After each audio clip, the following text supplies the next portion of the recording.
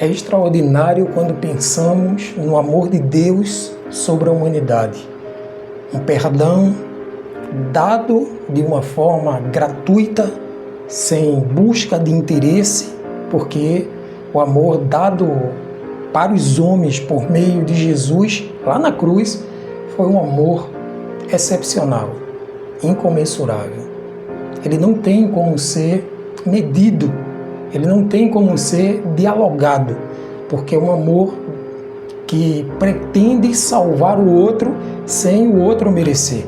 Éramos inimigos de Deus, mas Ele nos tornou amigo.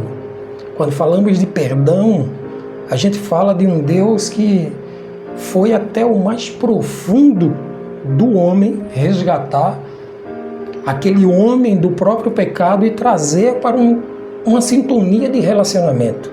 Porque perdão reflete basicamente um amor entregue ou dado a outra pessoa, favorecendo, claro, a outra pessoa. E isso significa dizer que quando fomos comprados com esse precioso sangue, devemos também entender que o outro, que de repente está transgredindo contra nós, ou contra você, ou contra uma família, ele precisa também ter um olhar de generosidade, ou perceber que ele também é pecador, mas diante disso o Senhor é aquele que guarda, que salva, é aquele que transforma, e nós precisamos aprender com o Senhor sobre isso. Entendemos que existem momentos críticos quando falamos de perdão, e esses momentos críticos têm tudo a ver com machucado, com agressão, com raiva, ira, rancor, e de repente tudo isso gera um mal-estar,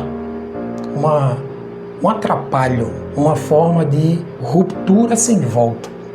Mas quando falamos do amor, falamos de algo que rompe barreiras, falamos de algo que transforma situações. Os cativeiros são transformados em ambientes seguros, em ambientes que são vivenciados ali pelo poder do próprio Deus.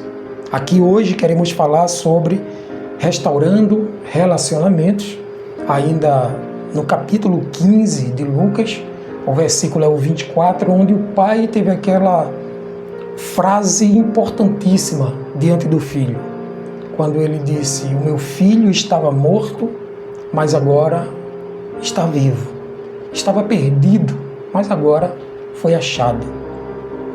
Essa narrativa pressupõe que houve uma restauração, houve uma transformação, uma metamorfose de morte para a vida, de perdição para o encontro eterno, de lugar de escravidão para um lugar de liberdade, um lugar onde existia fome para agora um lugar que existe saciar de fome e de sede, porque é isso que aquele pai representava, a presença do próprio Deus diante das faltas que nós temos como seres humanos. Então, falando sobre essa parábola ainda do capítulo 15 do filho pródigo, repito, essa parábola ela traz um contexto de algo que foi perdido, mas que agora foi encontrado, porque nos dois primeiros casos, tanto da ovelha como da dracma, os integrantes, vamos dizer assim, aqueles que perderam, foi em busca, mas nesse caso, o filho que foi perdido, ele precisou voltar. O pai esperava com os braços abertos e ele veio ao encontro do pai. É necessário que haja um entendimento e uma precisão de volta daqueles que estão ingressos aí fora, diante daquilo que o mundo tem para oferecer, mas também estão passando por necessidades espirituais que não tem outro lugar que possa ser superado que não seja a presença do próprio Deus. Quando olhamos, por exemplo, lá em Colossenses, no capítulo 3, versículos 13 e 14, encontramos um texto ali muito rico e que tem esse contexto aqui de restauração de relacionamento. Quando ele diz, por exemplo, no verso 13, Colossenses 3,13, Ele diz assim: suportem-se uns aos outros e perdoem-se mutuamente. Caso alguém tenha motivo de queixa contra a outra pessoa, assim como o Senhor perdoou vocês, perdoe também uns aos outros. E o verso 14, é um verso chave, que tem uma transformação de mente, quando ele é absorvido dentro de nós, quando ele é entendido em nossa mente. Ele diz assim: acima de tudo isto, porém, esteja o amor, que é o vínculo da perfeição. Ou seja, não existe o suportar o outro, não existe o perdão, seja transferindo ou recebendo, se não for pelo elo perfeito chamado amor. Por isso que, para que nós tenhamos e percebamos isso em nossa casa, em nossa família, esse relacionamento reestruturado, precisamos também viver debaixo desse elo perfeito chamado amor. Sem o amor, nada existe, tudo perece, tudo gera uma atmosfera de escuridão, de trevas, de separação. Mas com a presença do amor, tudo se torna claro. O autor fala algo aqui excepcional. Ele diz assim que perdoar é uma exigência que reflete o perdão que recebemos do próprio Deus. Se eu me sinto perdoado, naturalmente, eu reflito esse perdão através do outro. Eu transmito esse perdão para o outro, uma vez que eu também fui alcançado pela graça e pela misericórdia, não pelo merecimento. Talvez a gente esteja enxergando no outro o merecimento para perdoar ou para transmitir o verdadeiro amor. Mas a gente sabe que o exemplo de Cristo foi o contrário.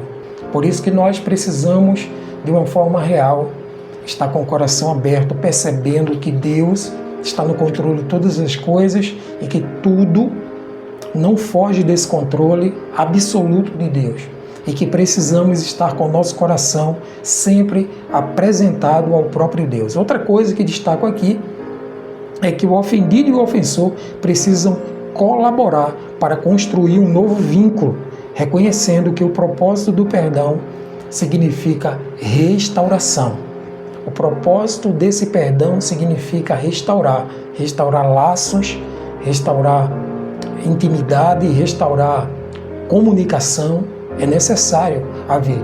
E quando não há essa restauração, ali o lar ele fica pesado, ele fica opaco e ele não tem, na verdade, a presença total do poder de Deus, porque tem algo que está travando, que é a entrega do perdão que foi exatamente deixado pelo próprio Senhor.